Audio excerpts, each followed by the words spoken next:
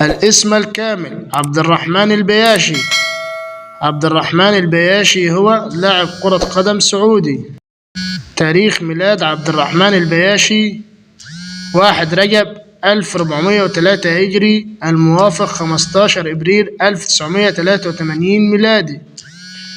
عمر عبد الرحمن البياشي في عام 2026 هو 43 سنة.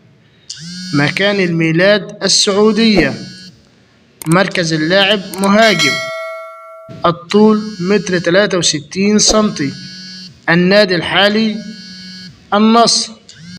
تاريخ وفاة اللاعب عبد الرحمن البياشي اليوم الأحد بتاريخ 15 مارس 2026، الموافق 25 رمضان 1447 هجري.